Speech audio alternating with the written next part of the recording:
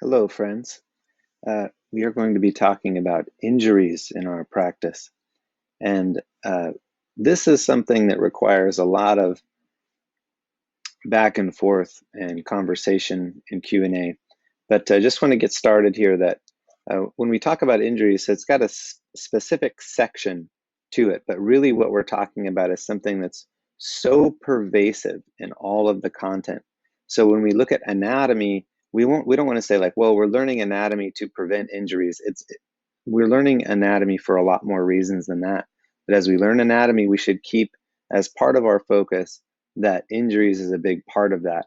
And then also when we go to learn postures, standing postures, vinyasas, and sequencing, all of this is related to injuries, avoiding injuries, how they happen, what the cause is, what their purpose is. Is there a functional purpose, a utilitarian reason for injuries? It's a very big topic, and it has a section here, but I just want to introduce it to you as just a very pervasive aspect of asana.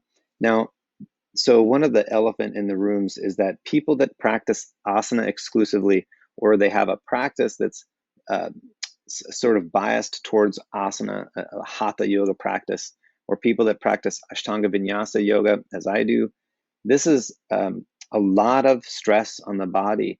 And so there becomes a little bit more of a need perhaps to understand anatomy, or some people, they may not focus on anatomy, they may focus on their breath, or they may spend a lot of time practicing in a way that's just very attentive and self-aware. There's several ways to avoid injury. You don't necessarily have to be an expert in anatomy to avoid injuries, although that is one of the most practically accessible ways to avoid injuries. I'll also go ahead and say that some yoga teachers do not really address injuries. You get an injury in your practice, and your teacher just sort of leaves you to that. So the reason for that, well, there's a few. The first one is there's liability in being involved with a student who has an injury.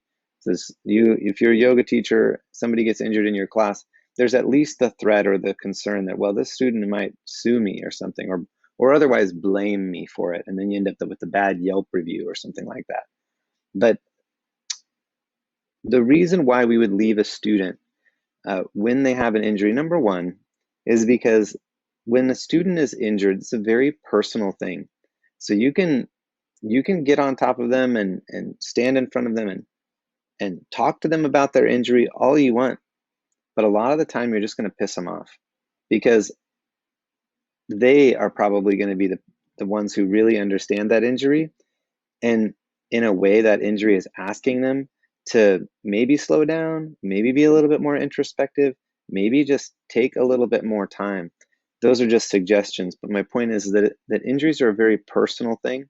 And if you think about the way that in the Samkhya philosophy, the way that the physical world manifests, it manifests from the spiritual, from the intellectual, from the psychological, if you will, into the material world.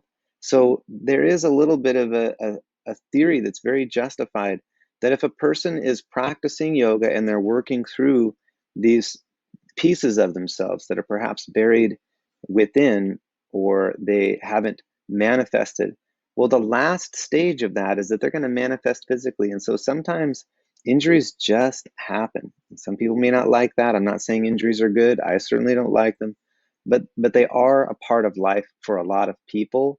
And so completely devaluing them is really not, I don't think, the most holistic way to deal with that. So as we go through different materials, different videos, anatomy, alignment cues, and so forth, just always be mindful of injuries. And then when you yourself deal with injuries, what a great time to take notes and learn from it. And as a teacher, very, very challenging topic. And it's one that has a lot of different opinions on it. So thank you very much.